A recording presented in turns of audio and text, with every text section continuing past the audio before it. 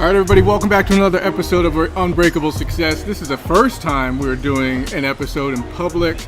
I'm here with Michael O'Brien, author of Shift, Creating Better Tomorrows, Winning at Work and Life. And Mike, first of all, thanks for joining me for lunch. Hey, no problem. Thanks doing for having this me. First out in the wild episode. This is going to be something new for both of us. Yes. But I'm glad we're here. We're both happen to be Jersey guys, so thanks for joining me. For everybody that doesn't know you, as I'm holding up the book here for everybody to see that's watching on video, make sure you go grab a copy of Shift, Amazon or your favorite bookstore. Mike, tell us a little bit about your deal and what you're up to today. Yeah. And we'll get into the backstory in a little bit, but what's your jam today besides being an author? Well, so my jam today is what I like to tell people is that I help sales and marketing pros avoid their SUV. So, nice. Right, so and a lot of people are like, well, what does he mean by that? And that'll make sense, sure. I'm going to tell people, but like in all seriousness, I help sales and marketing professionals slay the doubt and the worry, that inner critic stuff in their minds so they can have complete success. Nice. So which we've talked about, like as we're having some lunch, like having all the external markers of success, the house, the job, the title, but have the success inside, the fulfillment, the joy, the happiness. So now I'm an executive coach and I do just that. Nice.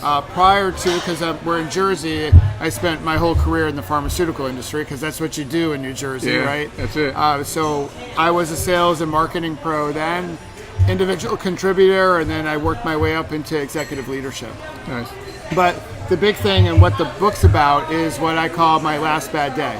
Yeah. So that was July 11th, 2001, and as we're talking, like back then, we were anticipating the launch of the iPad or iPod back then. That is so crazy. There was no Facebook, there was no LinkedIn, there was no Twitter, there was no YouTube. There's no way to listen to music except your Sony Discman, which I had one of those, right? I imagine you had one too.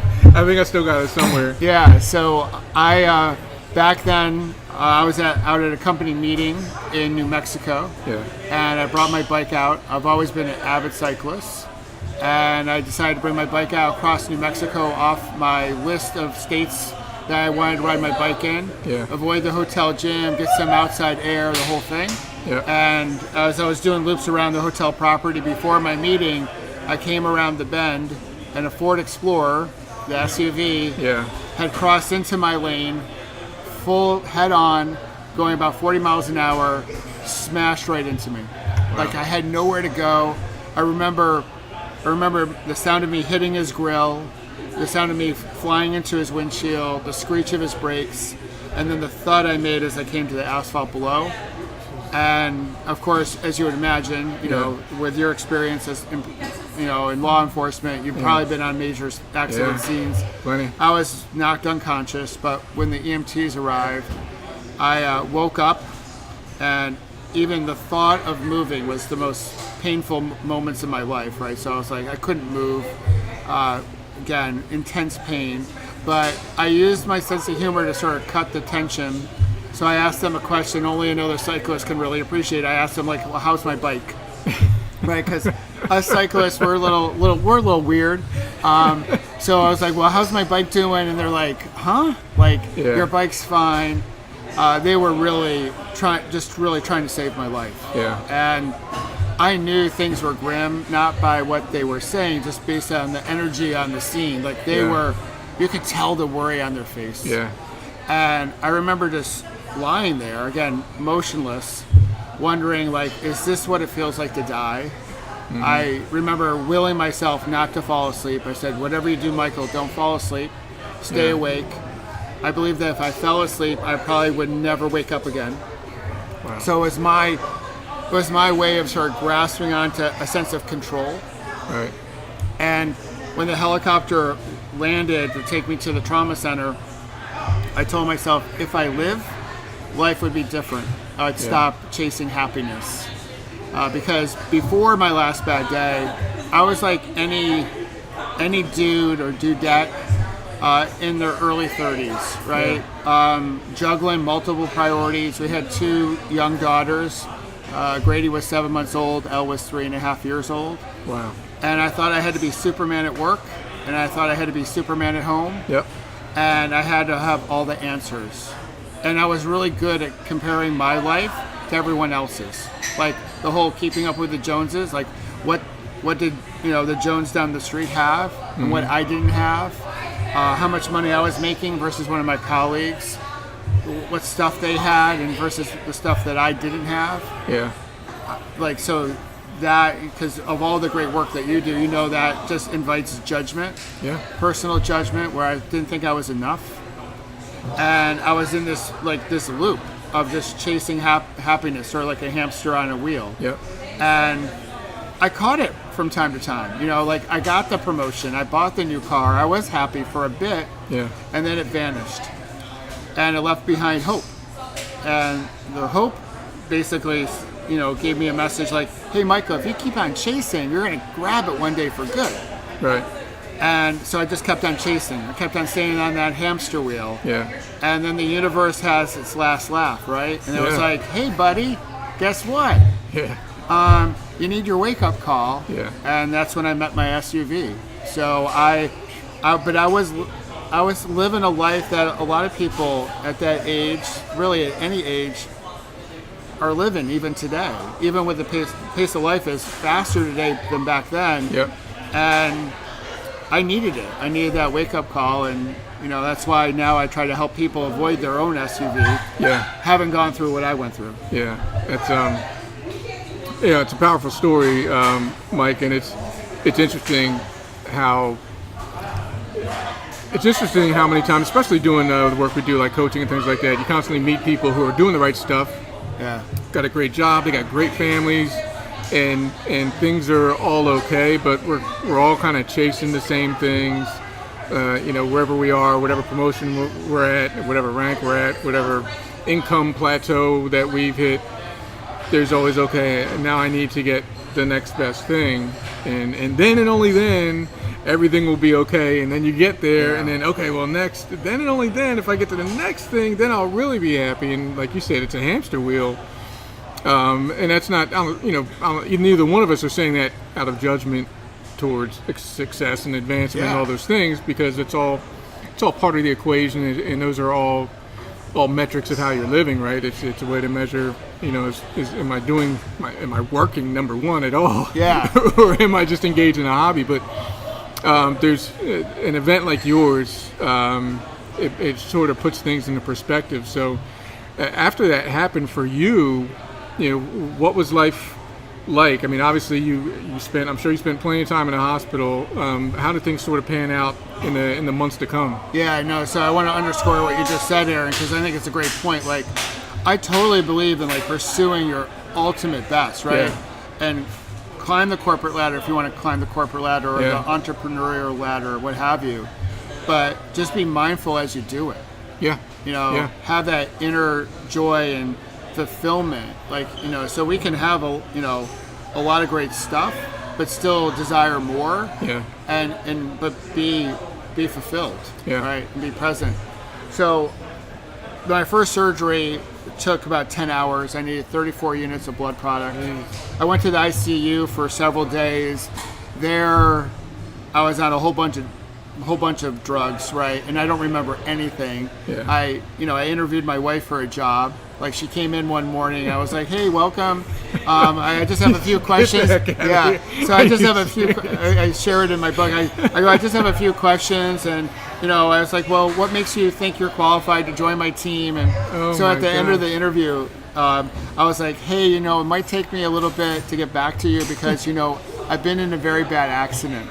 What was she doing during this? So she's cracking up. She's Oh my busting. gosh. And there's not much laughter coming out of an ICU. Yeah. And so she's crying, laughing so hard. So, and she's just writing down stuff. Good, how's it going? Yeah, we're good, man. Yeah, we're good. I'll have a lemonade, actually. Yeah. No iced tea, please. Yeah. Oh, Okay. I think we still have ours open, if I'm not mistaken. Where you guys at? Right there. Yep, Yeah. that's us. All right. Thanks. Okay. Just lemonade and a Iced tea. Iced tea. Yep, Yeah. thanks. Ladies and gentlemen, that was Billy Billy. at Top Golf in Edison. Yeah. Come Awesome down, place. say thanks to him. Great people here. A great team building location. Yes.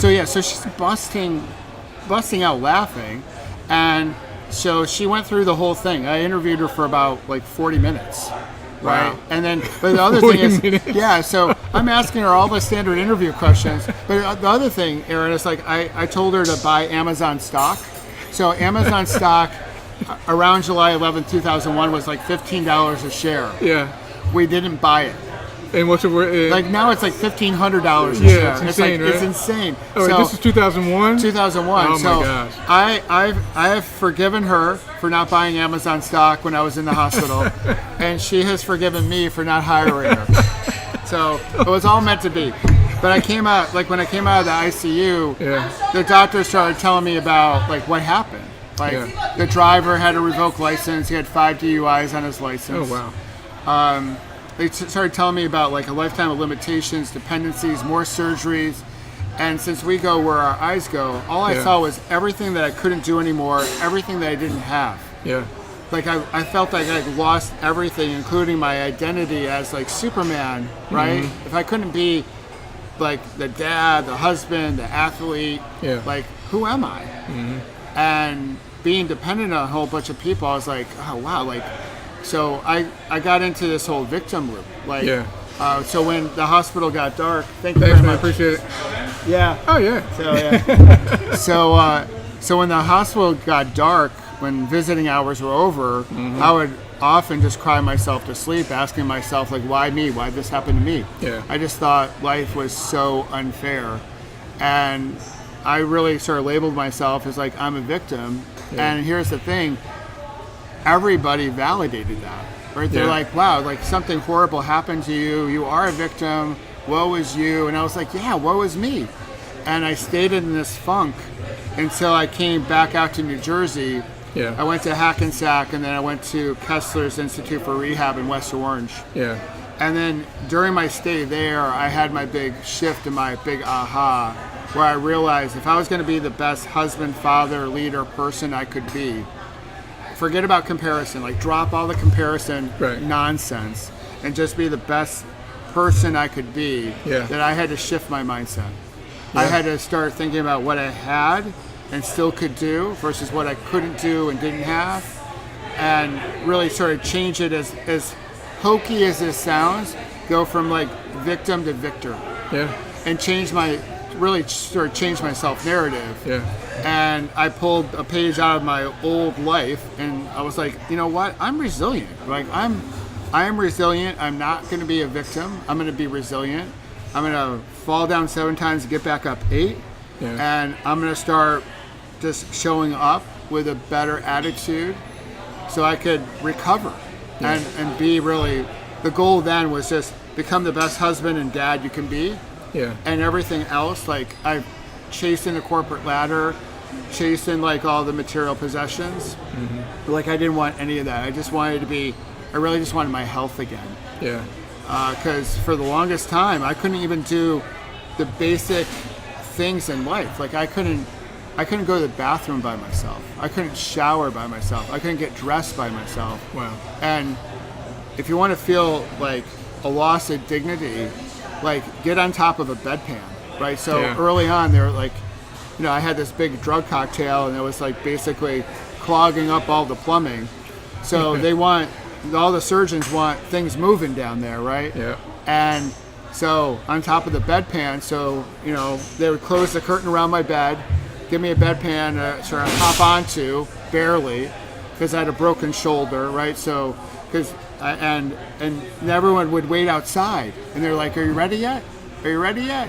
And I'm like, everyone wanted to know like when I pooped, and I'm like, you know what? When I do poop, you're gonna be the first to know, or second.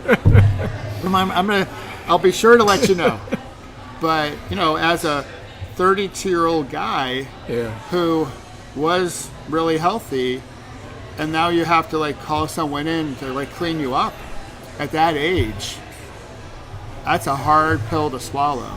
And you know, keep in mind, like I had multiple things broken, and the injury that really caused it to be life and death is that when the left femur shattered, it lacerated the femoral artery of my left leg.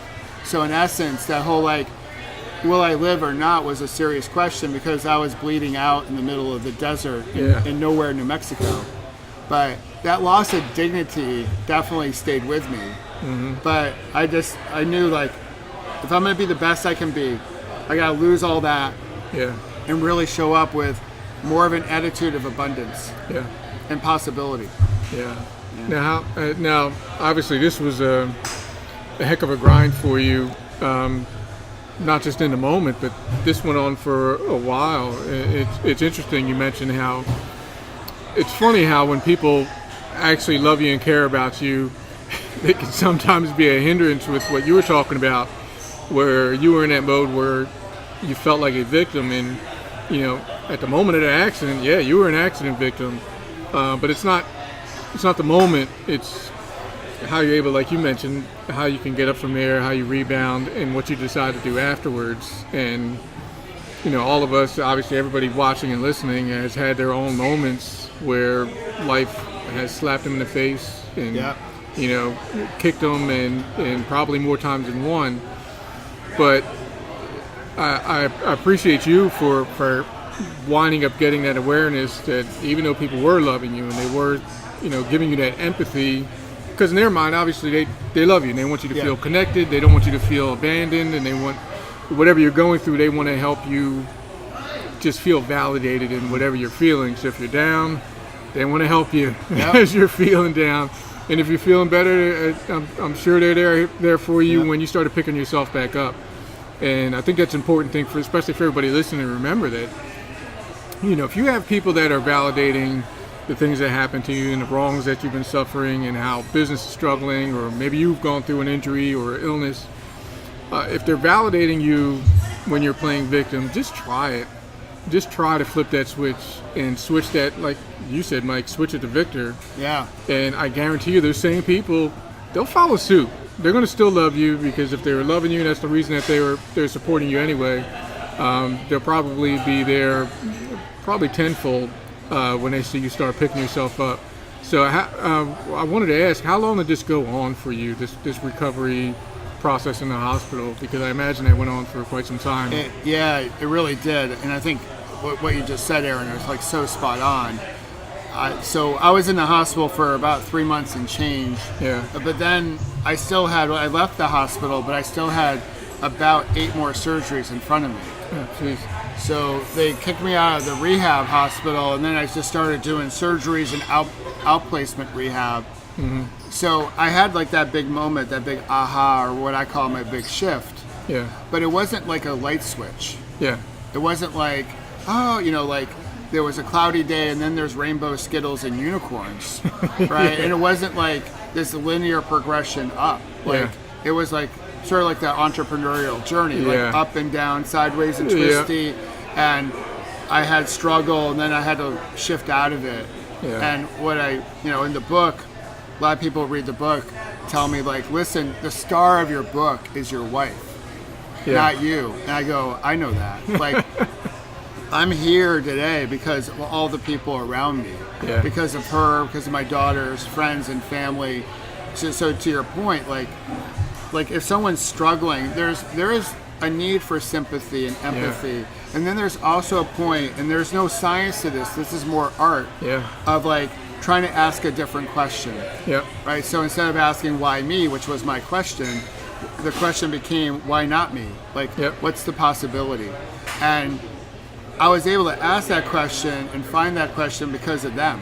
Yeah. Because they were like little by little, just pushing me to sort of try to turn. Yeah. And then, but I would have like days, like even the day when I realized, wow, Michael, you got to change your attitude if you're going to change your life. Yeah. The very next day, I went to the doctor hoping for good news, hoping to get out of my wheelchair. And he was like, nope, your bones are not strong enough. Yeah. And so in that moment was another like, oh man, it was another trigger moment that could have easily put me back to being a victim again. Yeah. This is so unfair. I can't believe I can't get out of my wheelchair. This is not right. But then I had to really work hard to say, okay, remember your commitment. Remember the opportunity in all this. Remember to like keep on pedaling, if you will. Yeah. And try to get through that. So people ask me nowadays, like a lot of my clients ask me today, they're like, do you ever get upset? I go, yeah, all the time. Yeah. I just over the years have learned how to shift out of those moments faster. Yeah. So I still get triggered. We're all human. Like, we're all going to have challenging moments, but I can recognize them, like that whole, awareness, acceptance, and then to action. Yep. To get out of them faster. Yeah. Right. And so that's what I continuously work on, is try to help myself, but also help others do just that. Yeah. Because we're all going to have things that will make us upset. Yeah. So July 11th, 2001 was my last bad day. I've had challenging days since then, but we get to choose our labels, right? So and we only label things once our events are over. Like a contest, a podcast, a day, we get to choose how we want to label that day. Yeah. And I decided to label that day as my last bad one. Yep. I've had challenging ones since, but never a bad one. Yeah. Because at the end of the day, there's always something I'm grateful for. Yeah. To make it, a good day, or an optimistic day, or a day filled with possibilities. Yeah. Even though it may be a challenging day, it's still, at the end of the day, there's something still to build upon. Yeah. Or build off of. Yeah. But yeah, it lasted a long time, and it's definitely like sort of the roller coaster of life. Yep. And I still have a moment or two, like I pulled a muscle earlier this year, and it was basically a result of the seed that was planted on my last bad day. Yeah. Right? And I was like, oh man, this stinks. Yeah. I don't like to be hurt. I don't like not having my health. Yeah. But then I remembered, okay, let's think about what you're grateful for. Yep. Let's try to shift out of that, because getting stuck in the mud or playing the victim or curling up and trying to remove yourself from the world doesn't help anybody. Yeah. So I've gotten really good at making that shift a little bit faster than I used to when I was younger. Nice. Awesome. What, Michael, what's your wife's name? Lynn. Lynn, bless you for sticking with this man and helping him out. 24 years of marriage. Beautiful. On May 14th. Beautiful. Congratulations. Yeah, so nice. Yeah, awesome. So she's my best friend, and when people read the book, they'll learn about all of her awesomeness. Nice. And she held it together. She held the whole family together. Cool. We're two lucky guys, man. Because this is this year is year 22 for me. Yeah. And my wife Kathy definitely. I've had my own moments for those that kind of know my story and have read about my moments and the stuff I've been through and the stuff like you said, we all have challenging days without her there. I know you know the feeling. Yeah. It's like, what the heck would I be doing right now? Because it takes support. You touched on something a minute ago when you were talking about that we all get triggered, and we all have those days where we might get into one of those funks, and it's funny. One of the things that has helped me the most, and you can let me know how you relate, is learning how to transition, as you mentioned, faster. And it certainly coincides with the title of your book, which is Shift.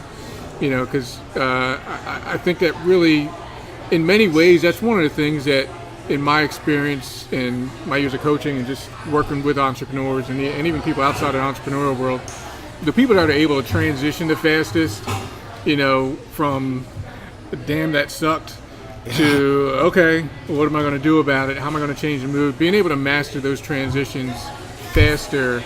Because you know how it is. Some people have something bad happens at work on a Tuesday, and on Sunday afternoon they're still complaining about the same thing, whereas some people will have that thing happen on the same day, and they may take a break, take 30 seconds and say, you know what, I'm going to detach from this and decide what to do next.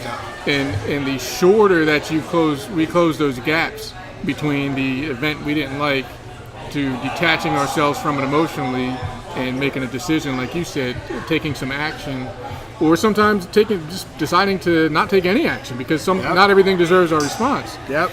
The faster we're able to get to that decision-making process, okay, do I need to do something about this? Not because of my emotion, but because I've allowed myself to calm down and detach from that negative emotion. Is there anything I really need to do about this? And if so, what should I be doing? And if not, then let's move on to the next thing that actually matters. Yeah. being able to learn how to transition or shift in those moments has completely changed my life, and I've certainly seen it over and over again, both in people I've coached or just people like you that I've met. It's almost a difference maker because it saves so much time and it makes us so much more productive, which is why I laugh when people, I don't laugh, I empathize when every once in a while I meet people that kind of poo-poo on the idea of emotional intelligence and how important emotions are, and they're like, I don't need to learn about emotions.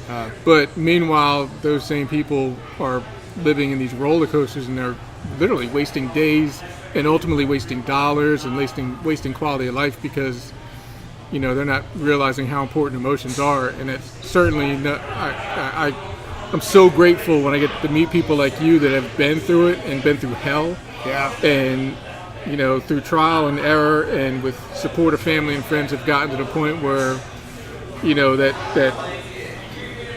that emotional awareness comes in. You say, you know what, I can create something out of this just by sheer will and just deciding to, and that's what you've been doing. I'm sure you've had, I'm curious to get your take on that transitional, how important those transitions are. So I think transitions are everything. I'm also a big believer that conversation is everything. So like when we think about whether work or like entrepreneurs with their clients, if we want a strong society or tribe or culture at work, I often ask people like, well, what drives that? And there's a little bit of a puzzlement to when I first asked that question, but I said the foundation of that is like, are the quality of our relationships, right? Sure. So when our relationships are strong, our tribes at work are strong, but our society is strong.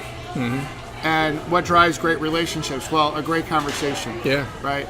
So, but the most important conversation that we have is the one that we have with ourselves. And when we're all in our headspace, it's hard to connect with each other, right? It's hard to build that one-to-one relationship.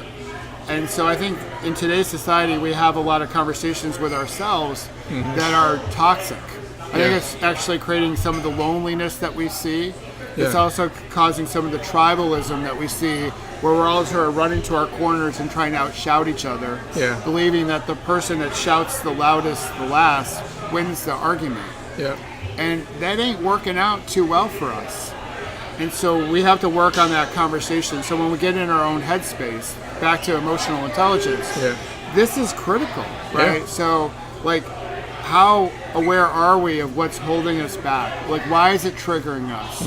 Now, if the trigger is something to do with our own personal values, like say like I have a value of family, like I imagine you do too. So there might be something that threatens that, and we're going to get upset. But it's values based. And so we're going to get into like fight, flee mode, fight flight mode, right? But there's some other stuff that we just got to let go. Like, let it go. It's not worth it, right? We don't have to accept every invitation to every debate and argument and fight that we're invited to, right? So we can choose how we want to engage, and what, how we're triggered and how we want to shift, and really how do we want to respond versus react. And that's the one thing I learned through my journey, is that I don't have to react to everything. I actually can have a moment where I just pause and breathe and reflect. I call it my PBR moments, which doesn't stand for Pabst Blue Ribbon, but just pause, breathe. I thought things were going to get interesting here. Well, we're at Top Golf. I think later on tonight, right? So, but yeah, my little PBR moments are just pausing, breathing, and reflecting. Gives me enough space to say, okay, how do I want to respond? As opposed to just reacting to everything that's happening. And we're on this cortisol adrenaline rush. And what it does is it just usually feeds our addiction to being right.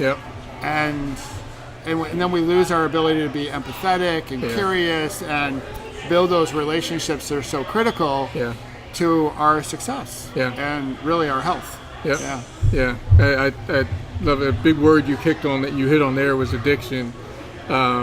Which is we can kind of intersperse the word habit in there if we want to, because we have these habits of what we're doing, right? And until we become aware of them, hence, the term awareness that everybody always talks about, but a lot of people don't really think about what it actually means. It's being able to look at what you're doing and how you're responding and say, wait a minute, why did I actually respond that way? Yeah. Was it actually something important, or was it something that just felt important in the moment? Yeah, we got to win every argument. And leaders do this all the time at work. Sure. Let it go. You don't have to be right. Sure. Just let the other person win the argument. Yeah. But that addiction to being right, I think in today's society, is prevalent. Yeah. And social media, we talked about all the greatness of social media earlier. Yeah. But it's one of the toxic byproducts of social media where everyone's sort of just screaming at each other sometimes. Yeah. Some social media channels more so than others. Yeah. But if we can just connect and listen to each other, yeah, we can build much more powerful relationships. Yeah. That's where the winning comes. I mean, we were talking earlier about masterminds and things of that nature, and a lot of entrepreneurs, especially early on, they hear the word mastermind and they're like, "Ooh, it's this thing." But really, at the core of it, it's the conversation. Yeah. It's going into it knowing that you're not right about everything, and that there's all these other people in this group that have some knowledge that I don't have, or even if they have the same knowledge, they see it from a different angle. Yeah. And by having those conversations, that's why these high-value masterminds are so valuable, and why they can create the best results. And it's interesting because you touched on leadership, and that was a topic of my when I went to grad school for leadership. So it's one of my favorite things to talk about. But over the years, when I see leadership work, it's when leaders are willing to listen. Yep. In addition to being willing to make these tough decisions, they're equally or more so willing to listen, collaborate, and understand that the collective knowledge is always going to beat anybody's singular knowledge. Yeah. And it's really an important thing for us to remember, and it just makes, like you said, it makes relationships really, really work. So tell me, I appreciate you sharing the story with everybody. I'd love to hear what you're up to. Like, what's on the horizon for you? Usually during a podcast, I hit on what's one of the toughest things you had to deal with recently. But I don't even want to go there today. We're here. We're in a great place and enjoying ourselves. So what's big on the horizon for Michael that people can look forward to, or something you're working on now that people can engage with? And where can they go to find out more about it? What's up for you? So people can always find me through my website, which is michaelobrienshift.com. Yep. But the big thing that I'm working on is a new membership site for sales and marketing professionals, mainly at a manager-director level. So okay. I saw this in my career, and I see it now even more so as an executive coach. There's so many people at that level that will never get an executive coach that the company will sponsor, right? Yeah. And they don't necessarily have an executive mentor or access to the executive suite. Yeah. But they're eager to grow. They're eager to get better. They just don't know where to go. Their manager may be interested in their development, maybe not so. Mm-hmm. So they do a lot of it on their own, like a DIY type of approach. Yeah. So I'm building a new membership program just for those people. So corporate sales and marketing folks, eager to grow. They'll get access to executive coaching, mentorship, and advisement. A book of the month, Q&A, other resources, all sort of tailored to help them grow. Nice. So they can have that career success that they're looking for, that professional success, but also have the personal success that, it's the external and internal success that we talked about earlier for complete success. So the whole program is all designed for them in that capacity, and it's going to be cheaper than their Starbucks habits each month, which is totally cool. And a great community of other difference makers, other people that are, not necessarily entrepreneurs. They love their role as corporate sales and marketing. They want to flourish, and they want someone in their corner that's been there.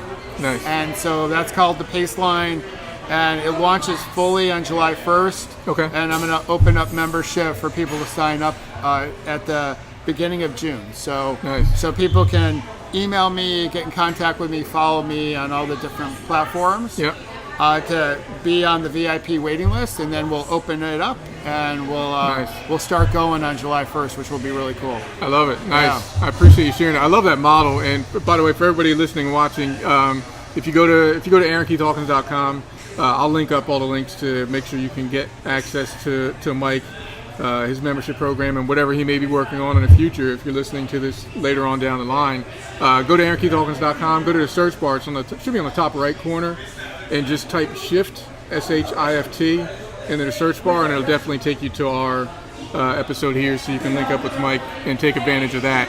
I love that model of, I love the reason behind why you created that program, because it's one thing that a lot of times we can forget, especially as entrepreneurs, as we're trying to build stuff, is to keep in mind the different levels that people need. Because, in your case, you're targeting more of the corporate world, but you're really being mindful of where people are at different times and who is being underserved very often. Because if you're not at the C-suite, you may not have access to your own executive coach and your own one-on-one guidance and mentorship.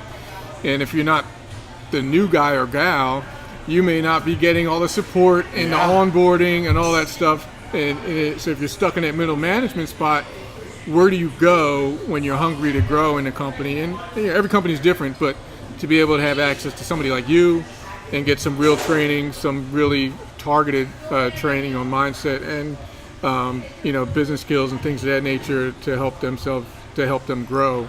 That's really an awesome thing to have. That's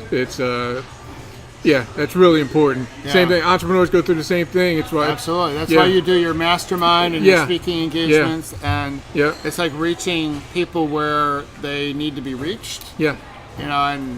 For me it was, I looked at all my clients, my executives. Heck, not all of their peers actually get an executive coach. So even at the highest level in an organization, not everyone gets a coach. Now, I could argue that everyone should have a coach. Sure. But the people in the middle, they get lost sometimes, and they're the future of every organization. Yeah. And they're also future entrepreneurs one day. Yeah. And some of them are. Yeah. And I really want to be, showing up for them. Still a major focus of my practice is going to be that executive, because I think he or she can set the tone for the whole organization. Really, a lot of ways does set the tone. But helping that middle manager, that director who is an up-and-coming type of professional that wants more out of their professional and personal life, I also want to be able to serve them. Yeah. And so, I'm really excited about what the Paceline has to offer, and they're going to get some good content, some excellent books, and someone that they can talk to. It's all confidential, objective, not in their movie. So, a lot of times you get mentorship within your company, and everyone has their own agenda because they're in the movie with you.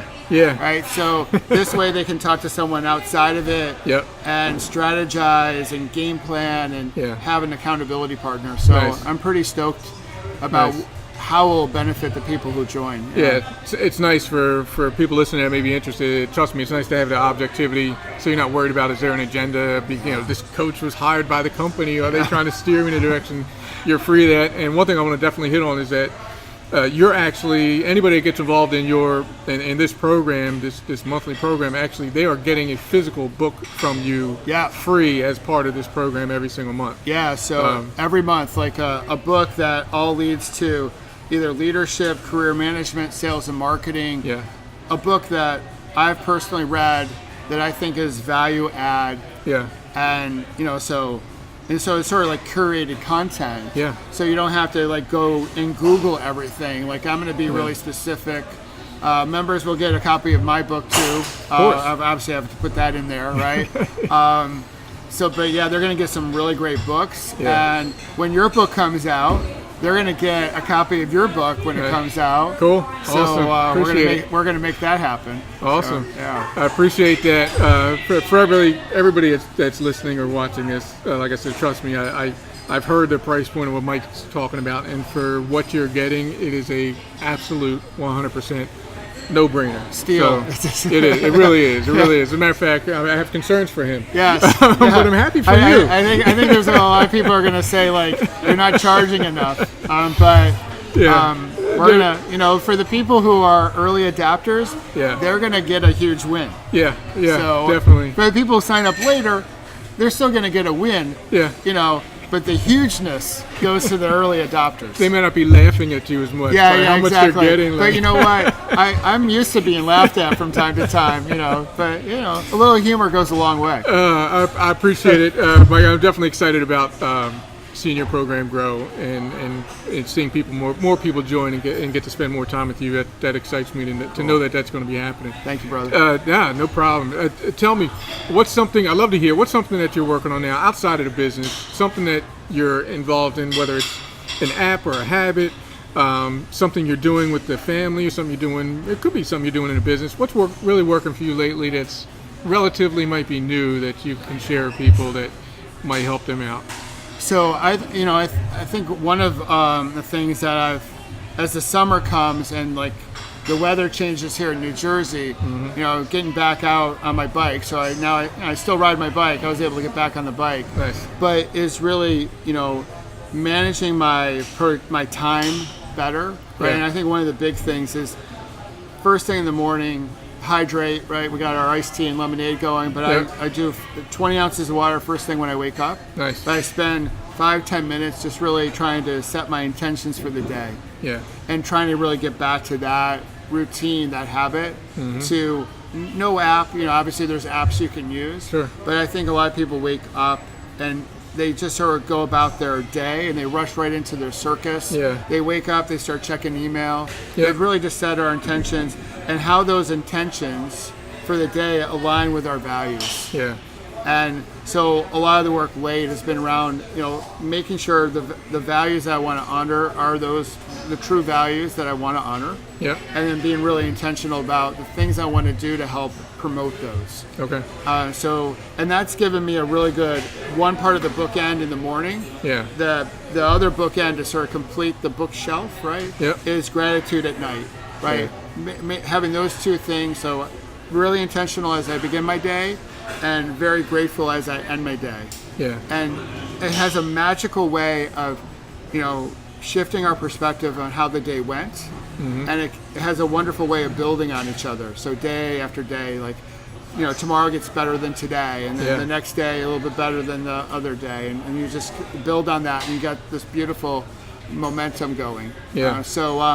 I'm sort of looking forward to like really playing that out for the rest of the summer. Yeah. Especially because there's a lot going on with my business, and I also want to be out there on my bike. Yep. Because being active on my bike is a daily statement of what I've been through and what we can all accomplish when we have a strong Peloton and the right mindset. I love it, man. Yeah. Awesome. I appreciate that. It's funny. A lot of times people will bring up, a lot of people come on the show, a lot of conversations I have on and off the show, even when I'm on the other shows, people bring up their morning practices as what has set the tone for them or kind of changed the game for them. But I really appreciate what you just pointed out there to kind of bookend your day, because I've definitely been guilty of it myself. The end of the day comes and you finished everything and you started off well and went through the day strong and get to the end of the night. And a lot of times, if you don't close out the day intentionally, that can be a blind spot. And I love that you said finishing out the day with gratitude, because that's actually one of my acts first thing in the morning is 3 pieces of gratitude. So I love the idea of making sure we finish the day the same way. I love that perspective. So I'm definitely going to be adopting that more than I have been, closing out the day in a similar fashion to how I started it. So I appreciate that. That's pretty awesome. Yeah. Well, it's akin to like finishing your workout strong, right? It's like that last rep, whatever rep you're doing in the gym, make it a good one, right? Yeah. So you finish the day as strong as you started. Yeah.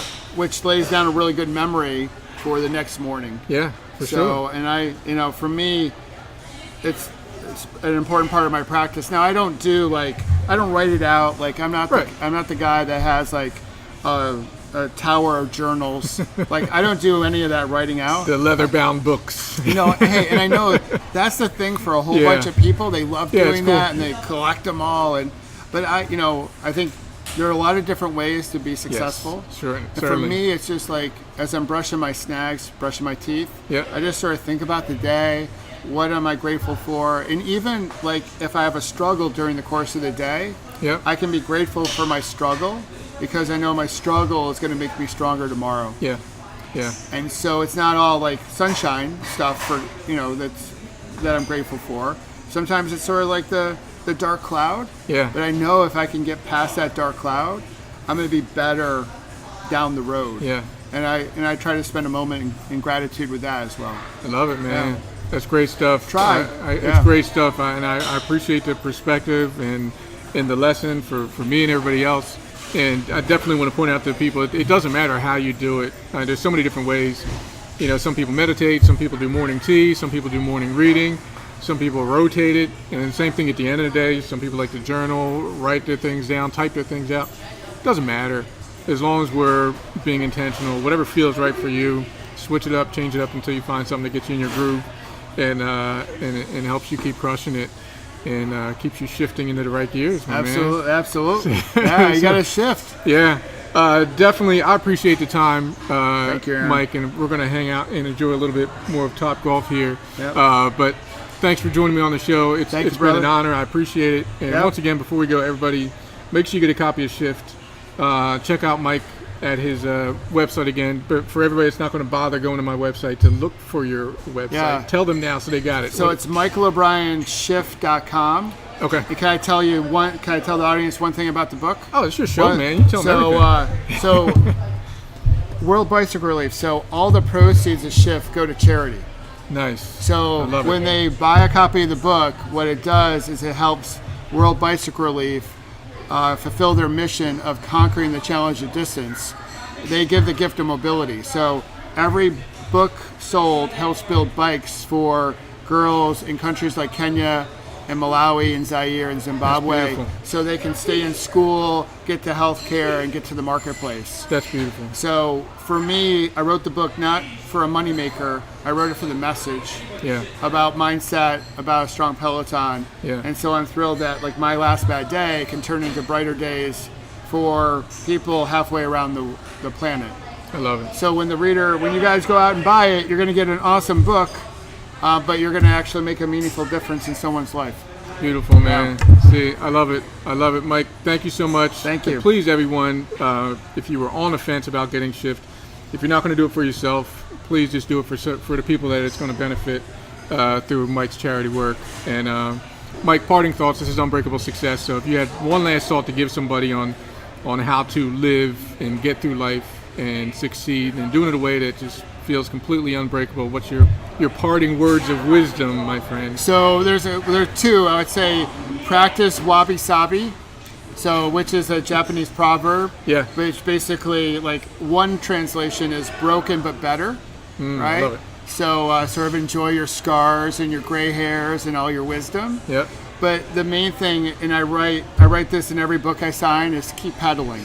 Like part of life, part of success in life is just showing up and keep on moving forward. Beautiful. Even when we have a headwind or we feel like we have a little bit of a flat tire, to play off the cycling analogy a little bit further, just keep pedaling. And we can get past a lot of our challenges. Yeah. And you'll see that there's a brighter spot on the other side. Nice. So that's my 2 bits of advice. So live and breathe in wabi-sabi and keep pedaling. Nice. I love it, man.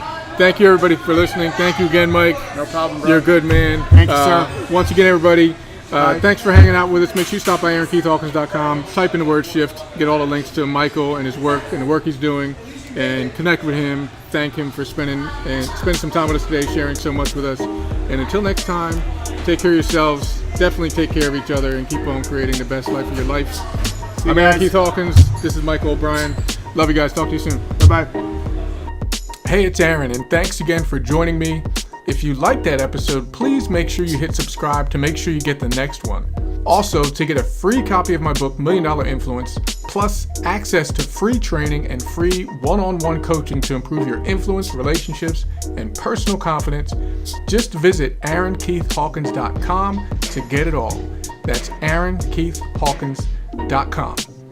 And until next time, please take care of yourself, make sure you're taking care of others, and keep on creating the best life of your life. I'm Aaron Keith Hawkins, and I'll see you next time.